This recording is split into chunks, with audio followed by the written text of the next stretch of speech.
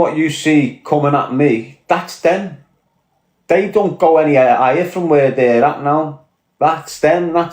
So James English is nothing but a podcaster till he dies. Fact. Do you get what I'm saying to you? Marvin Herbert, nothing but a washed up snitching gangster who thinks he's a podcaster. But that's him till he dies now. They've hit the end of the road. That's their space and they're stuck in it. That's not my space and I'm not stuck in it. I'm not stuck in no space. I'm on a continuous journey, mate. You know, my life doesn't feel like a rigmarole like theirs does. Every day I wake up, I'm excited for what's coming today. They're not. They're fucking depressed. Why? They've all got major cases hanging over them that's going to destroy the fakeness for years. Imagine me sitting here, like, bigging myself up to be this big, clean, trustworthy, kind, woman-loving, child-loving man. And then 15 years down the line, the person and the image that made it look like you were that type of man is now telling the truth on you and writing you off. And that's what's happening with English now. He portrayed himself to be something he just fucking wasn't. And the only person that knew he was blagging everything is now speaking up on him. And that's the same with loads. That's the same with loads, man.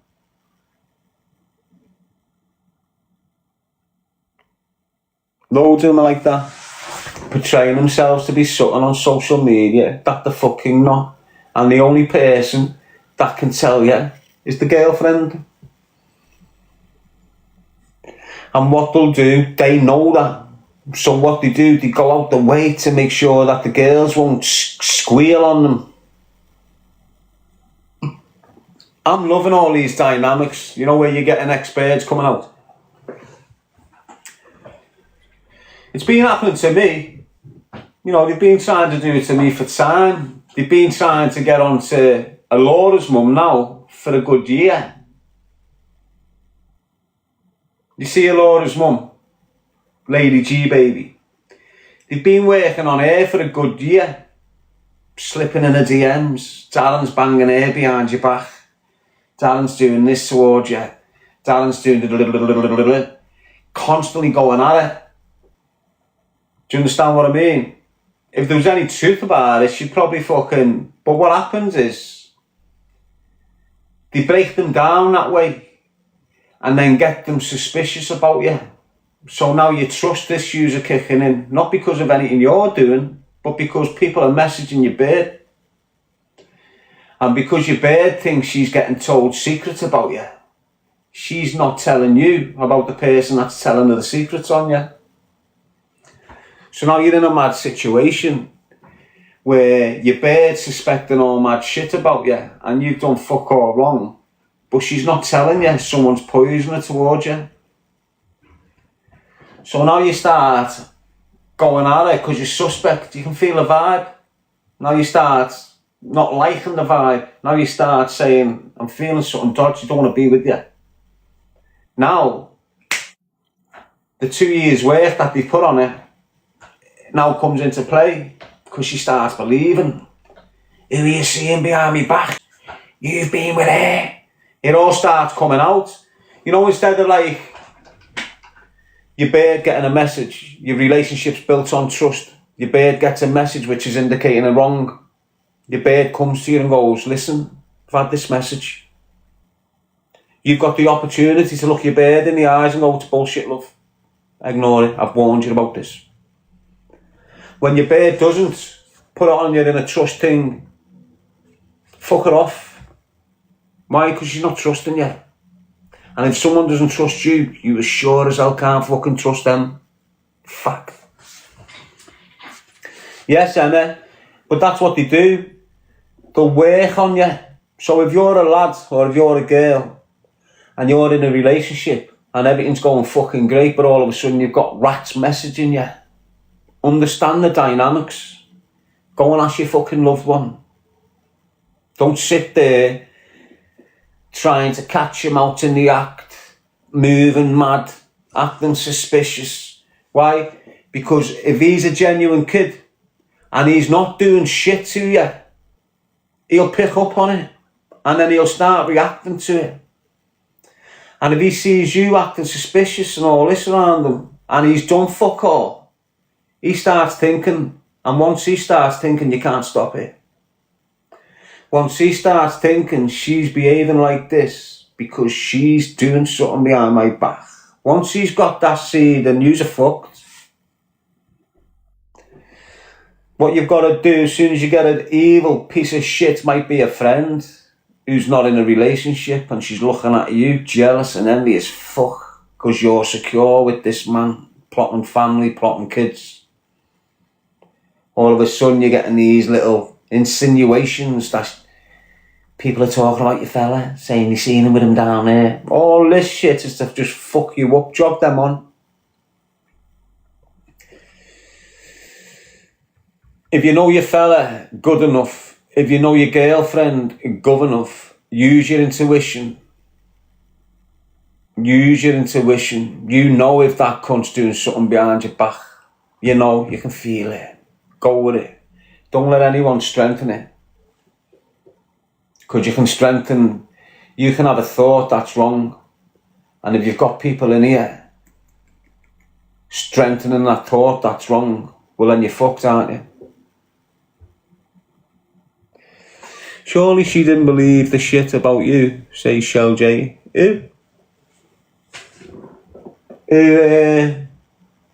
Alora's mum. Of course, because none of that shit can happen to me. If there's one thing she's definitely certain of, is definitely I wouldn't go near another girl behind her back. Me getting a message off someone, she's aware of this shit. It's part and parcel. I've had an argument. I'm not with her now. We've had arguments loads of times because of my social media presence. And sometimes I get a bit loose and start talking like flirty with the women. And it causes problems when I'm in a relationship. I'm not in a relationship, so it's not causing problems now. But she'd have a little and ahs about that. And that's it, mate. Other than that, she knows. If I get a message off someone, I'll reply to it. As soon as it starts going down them little messy... Not because of her. It's because of who I am. I'm courting. I'm in a relationship. I'm not entertaining nothing other than that. And that's just the way it's been. Always. Even when the girls are banging me on my back, I've stayed fucking faithful like a soft... Like the first wife. That's probably who they're going to use. You know when they're saying we've got a story coming out on you, it can only be her, basically. Why? Because she was the crazy coke fiend that was I married her, like a brass. Most of my trauma since out was coming from her, and when I'm doing interviews, I'm speaking about that situation. So these rats, English and all these, that's what they've done. They've gone to the situations I've spoke about on the podcasts and tried to find these people and tried to get these people to counteract what I'm saying, to make me sound like a liar.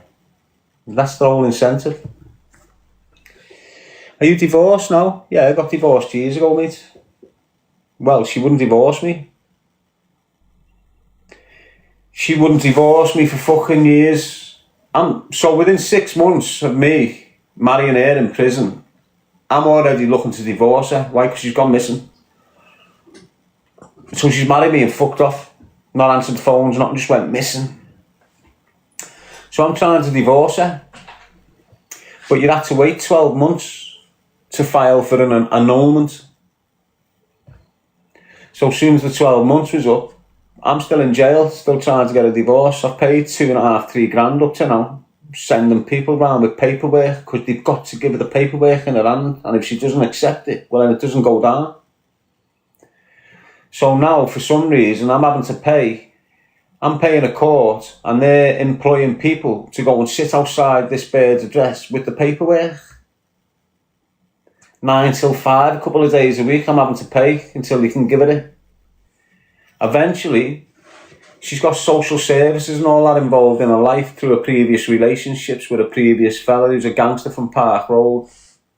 Mercy one. So now I've got my brief to give her social worker the prenup, the divorce papers. She's ripped them up in front of her. He's not getting a fucking divorce. Never even done nothing bad to this fucking bird, you know. She was just destroying me for the fucking criminals, I think. Yes, Dean Price. Eventually, after 2 years or something, we don't even have to speak. She can just get divorced. Yes, happy-go-lucky. And I think she got divorced and got engaged to someone else straight away, or married to someone else straight away. Yes, Sally. So I think she's married now. That girl who I married years ago, I think she's married again now to another man somewhere. But I can't see it. I can't see her holding a relationship down. I can't see her staying loyal to one man. I can't see her leaving the cocaine alone. I just can't see it. Why? Because she got fucking destroyed, mate. She got destroyed, mate. Not off me. I think I slept with her for like once, and then I had a few occasions with her where I was able to sleep with her for about a week, and that's it. Must have banged her for a month in total of me knowing her. So me being married to this bird and everything, it's like 15 days I've been in a bed with her out of all of it. And all that, mad, innit? But I didn't expect... Look, me in jail, I'm prepping for a war when I get out with the Moors. That's what I'm training for. But at the same time, I'm thinking I want this good, peaceful life. And I need this type of setup. Because this war might unfold with these shit houses. But if it does, I'm ready. But I want a nice, peaceful life and get on with my life. So I'm thinking, Billy's casing me. Psycho's casing me. This babysitter. She's too young. Year or something down the line. Again, this babysitter. Billy bangs her on the phone, and then that's it. She's in my life. Comes up, visits me, looking at her, tidy little blonde thing. Billy and his birds telling me she's clean, she doesn't sniff coke, she's got no this, got none this, she works, she does nothing but babysits, works, go to gym, works. So I'm thinking, boss bird. Perfect for the family. So she's up visiting me. 4 or 5 months in, bang, I want you to marry me. The fuck are you on about? I come from a place where the men ask the women. But for some reason, you've got one of these months where a woman can ask a man. I don't know what it's called. It's like a fucking eclipse or something. So now she's throwing it on me toes. AI summary relationship talk, comments on trust issues. A leap year. So now a leap year. So she's casing me to get married. And every visit she's coming up, she's casing the shit out of me, trying to convince me to marry her. I can't be arsed with a woman doing all this. I just give up on them, so I went alright. But I said that, knowing in my heart, no way a security going to pass this. Never in a month of Sundays a security going to give security clearance for my people to come into the prison and sit in the church. They can't even get on visits. They're all on closed visits. Never mind a fucking wedding.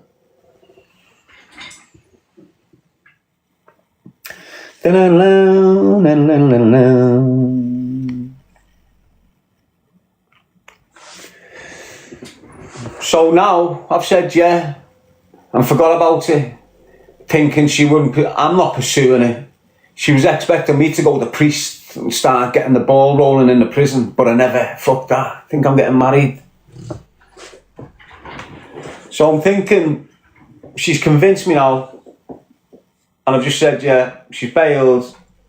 4 weeks later or so, I've got a priest at my cell. Hi Darren, you looking to get married? How the fuck do you know?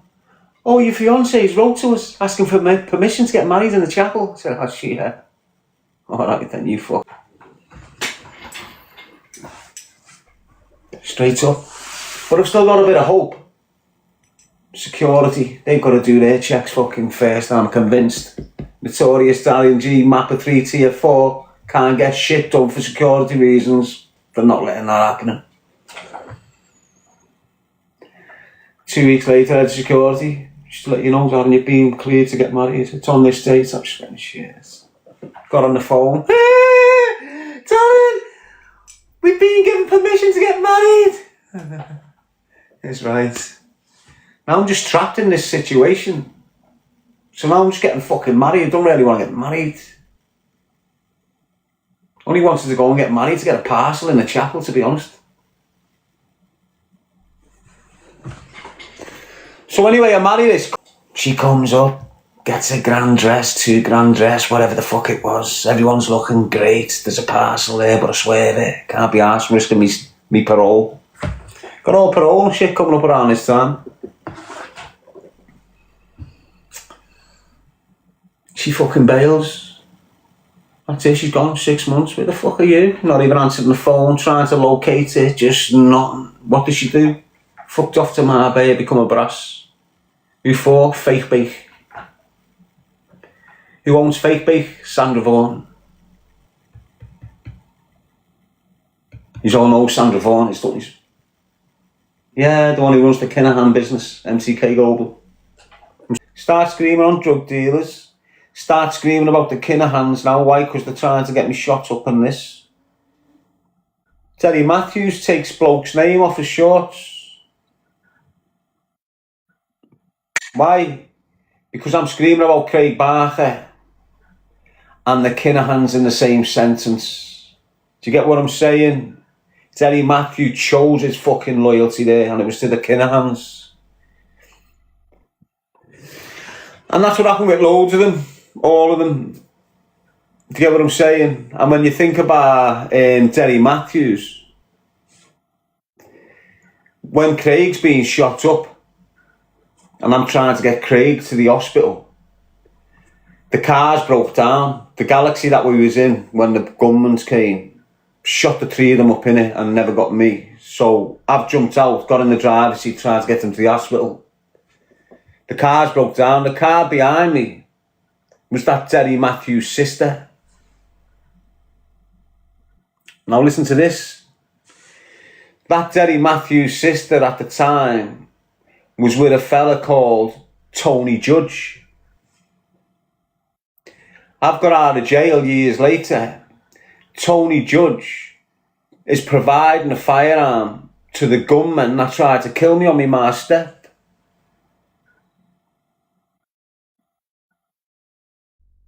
Obviously came through the Kinahans to him and then to the source who tried to do me on the step, which was Cashman.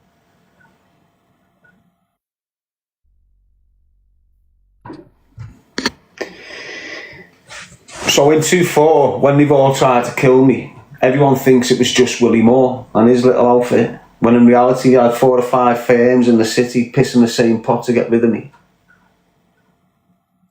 In 2018, when the same shit's kicked in again, it's not just Cashman and his little outfit. Couple pure outfits in the city's coming, get rid of them. And that's the way the crime world works in Liverpool. It's the way it works. When you've got dangerous loners, the shit houses work together to get you gone. And these could be enemies, but because they're both shook, they're willing to work together to get rid of you. Why would they want to rid of the G? Because I'm 22 years old, not being told what to do by dickheads like the rest of the city is. And when you've got the highest ranking let's say that. When you've got the highest ranking feds working alongside the highest ranking crime groups, and then feds are telling the crime groups, if you don't get rid of fucking them, we're putting you in jail. And that's based, look, everyone thinks I got killed on the back of a drug dealing enterprise. Everyone seems to think that the reason they came to shoot me dead was because of drug dealing. It wasn't. I was told, falsely accused by the hierarchy of the criminal enterprise in Liverpool, to stop planting bombs around the city. Stop putting bombs outside police stations. So I got threatened basically off the top dogs in the city. Why? Because Special Branch and MI6 came into the city and shut it down. And these couldn't move the money, couldn't move the swag, couldn't operate in the city the way they've always operated when it comes to billion-pound drug operations. It all stopped. And the high-ranking police that these high-ranking drug dealers have always worked with, I've started telling them, you either make it fucking stop, or you're all getting tucked in and you're all getting fucking sunk. Get it stopped. How did they stop it? Trying to shoot me fucking dead. Got me put in jail. That's how they stopped it. That's the real reason why they come to kill me. Yous haven't got a fucking clue how deep this shit was. I haven't really told you anything. I've just said it was drug dealing, gang war. Reality, it was deep. Deep. Think about it, lah. Listen, I had the most serious investigative branch in the whole country casing me. I had Special Branch following me. I had the MI5 all over me. Everything I'd done, everywhere I went. Anyone I associated with. Even right through me jail, I had the same squads all over me. Why? Because I'm mixing with extreme Islamists in prison. Sitting with them, training with them, eating with them. And the majority of the ones I'm sitting with are already on their watch list.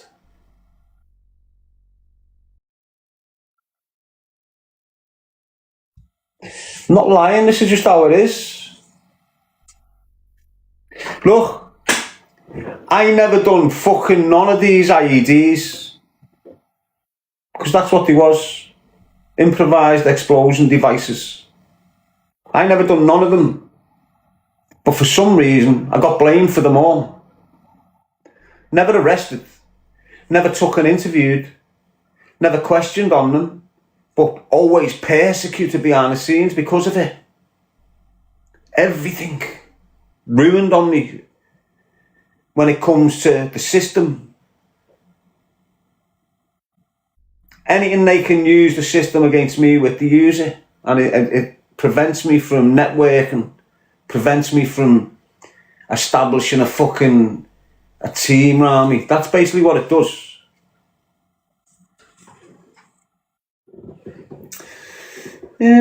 So the point I'm making is, look, you've had explosions on mainland Britain in its history, and the biggest one that you've ever heard of was the bomb blast in Manchester from the IRA. Remember?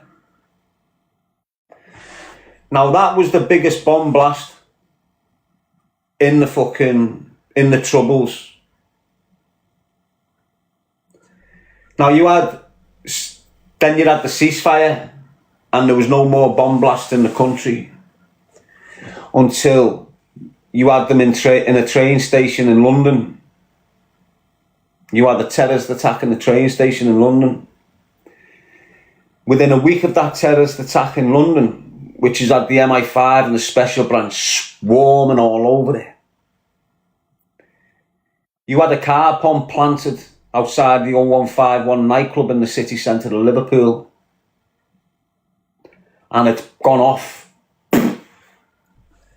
And that was classed as the biggest explosion on mainland Britain since the IRA ceasefire. Now, if you think about the shit that went on in London, and then within a week or 10 days, you've got another situation in the city of Liverpool, which replicates London. The squads, the special branch teams and the MI5 teams, that the terrorist units and all that was round the terrorist incident in London, automatically, that's a terrorist attack in Liverpool. The whole squad locked the city off overnight. I'm telling you, it's like they put a perimeter fence around the Liverpool city. That's what they done. I'm not lying there. A perimeter fence with about 15 different roadblocks. Any way in and out that city, you had a roadblock, and any car was getting ragged to fucking bits. Every main gangster, the doors were getting in and they were getting threatened. They were going through businessmen's doors that have never been touched for years, telling them, you better get this shit stopped fast or you're all going to jail. So now I'm getting messy, although it's not me, I know who it is, but although it's not me, because I'm classed as the fucking clever one out of this gang or this bunch of kids or whatever, it's coming to me. I'm getting messages now off the top dogs in Liverpool. Needs to stop, Darren. Stop it, Darren. But we're in that mentality. The fuck do you think yous are? We're having it with the police here. Don't think this is on drug dealers. So now what's happening is the gang that has got a problem with the lynches and bang that thing outside the 051 nightclub, what brought the feds in. Now the feds are in, and their intelligence is putting them towards us. So we're getting ripped to pieces, getting all these tactics put on us, to find out who's responsible for these explosions. While this is happening, all of a sudden, you've got an explosion outside Truebrook Police Station. So now, the people that targeted the 051 nightclub are now targeting the police. So now you've got Truebrook Police Station with a car planted outside it. You've got Walton Lane Police Station, car outside it. Vanware Police Station, car outside it. A few more police stations, cars outside them. And it just made it like madness. What did they need to do? Get rid of Darren Gee.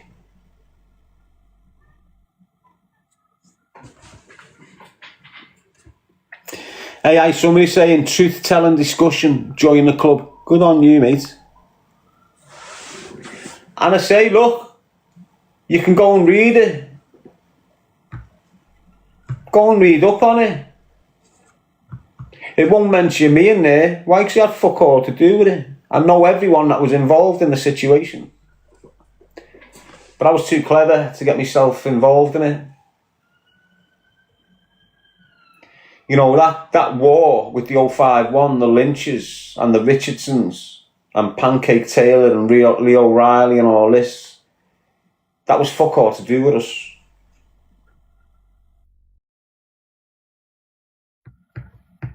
We had our own issues with the rights and that going on.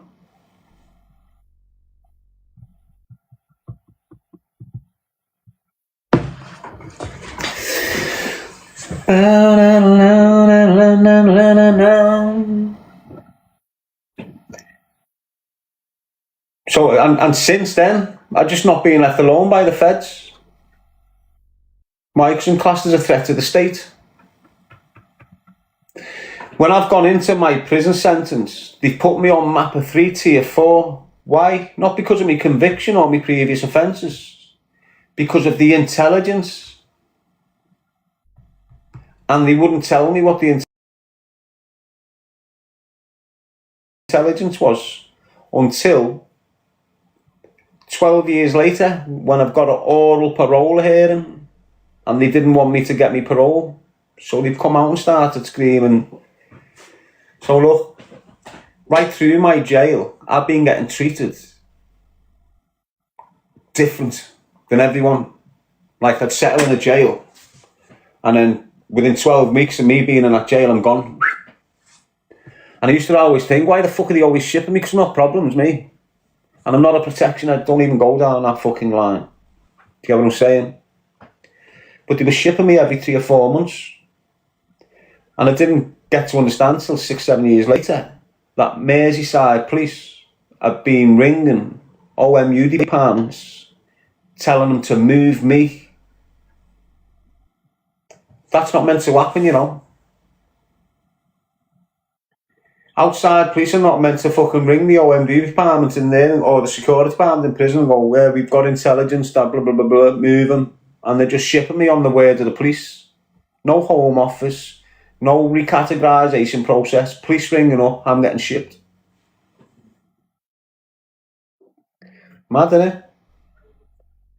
So look, and I've got the paperwork to prove it. In my 12 years in custody, I landed in 70 establishments. Do the maths. From 2004 to 2016, I went through 70 prisons. I've landed in 1-3 times sometimes. Like, I've been in Loudon Grange 3 times on that 12-year sentence. I've been in Dovegate 4 times, Forest Bank twice, Walton, I was barred out of Walton. Strangeways, got barred out of Strangeways. It's hard to get barred out of Strangeways.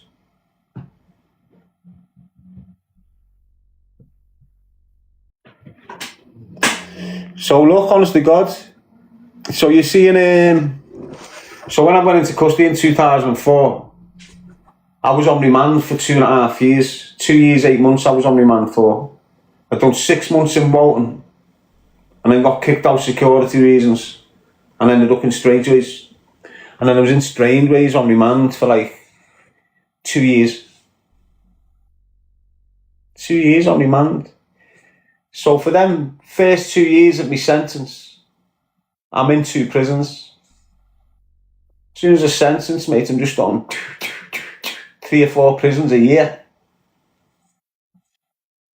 3, if that's what it works out. 3 or 4 prisons a year. I think the longest time I spent in a prison was Forest Bank. Or Swaleside. No, Parkhurst it was actually. The longest time I've spent in a prison after after sentence was Parkhurst for 9 months.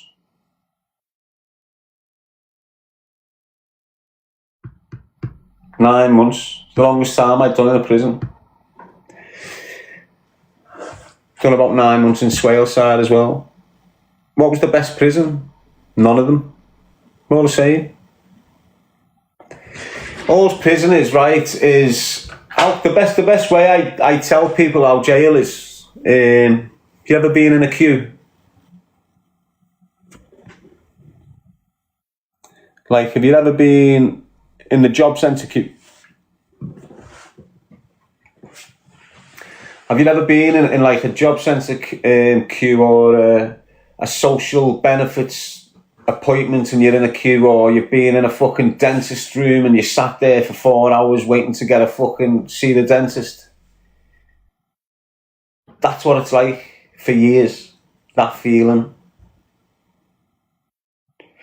Like you're just stuck and you know you've got to go, but you can't go. That feeling. That's what it's like, boring. When you're bored shitless, that's jail. That feeling. Exact feeling there. There's no better way to explain it other than jail is boring. And you know what humans are like when they're bored. And that's why it's off its banner, isn't it? Because everyone's bored, just trying to not be bored. Self-sabotage. Excuse me. It's glamorized. I don't know why. I don't know why the glamour. Well, I do know why. It's like a dangerous youth club. It's what it's like, the Traveller's Tavern. It's worse than a dangerous youth club, isn't it? Well worse. Why? Because it's all men. If you've got a youth club and there's some girls there, it brings the balance, doesn't it? When it's just all men. It's just like there's no... Well, you've got girls in men's jail, haven't you? Told you that. The first transvestite I've ever seen in my whole life was in Loudon Grange. And he was the only one in the jail, and he was like 6'7" and black. And the jail, the people that ran fucking Loudon Grange, the private security company that ran that, also ran a private prisons for women. So what they started doing for him was giving him his own canteen sheet from the women's prison. So now he's able to order women's stuff, wearing knickers and shit in the showers. They're letting him wear, in these private prisons, 1-inch heels. So now they've got shoes on like a librarian. He's got calves like you fucking die. You know what, them big black hands coming out with pillowcases like belly tops, fronting it, not giving a shit. Just walking down the land and lipstick on and all that. I'm shitting myself. Everyone else is finding it amusing. I'm going, what the fuck? I'm thinking to myself, wow. I know I can have a bikini, me. So when I'm looking at this in that Loudon Grange, I'm looking at myself thinking, shit, he's going to cause problems, isn't he? You had a few so-called hard knocks trying to give him shit, you know, because he's he's bent and that, and he's a full stocky fucking man, acting feminine. You know, just like, just talk normal, cunt. Do you understand what I mean? I'm not fucking lying. It's the first time I've ever seen a man trying to be a woman, and that was in Loudon Grange. I don't think it was even outside then. In this fucking Loudon Grange, private prisons, some mad shit went on in them that you'd never see in a normal prison. Ever.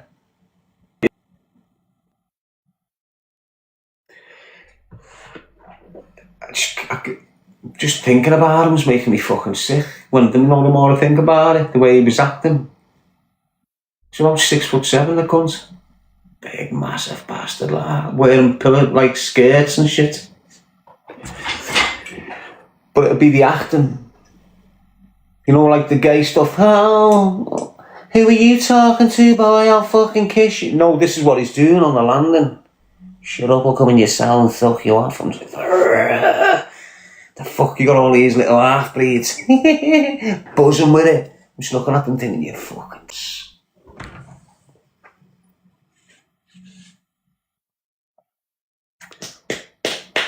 Pillowcases, honest to God. He'd come out with a pillowcase round his fucking top here, like he's got breasts. Walk around with these like leggings on that he was allowed to buy off the fucking, and these snide high heels. He dressed like he was off that fucking Fame. You know that gym? You know that gym kit where they've got like dead tight lycra and their socks to here and all this shit, and they do all like Fame, no leotards on. This is what he's wearing for the gym. Leopard leotards and shit, and they're letting him. Weird, mate. I'm not lying, you know. Straight up, like. He was weighing people in for buzzing off him. Honestly, you had kids from Coventry, you know, little drug dealers thinking they're mad and that, trying to rip him, just fucking weighing them in, dragging them in cells and blathering them.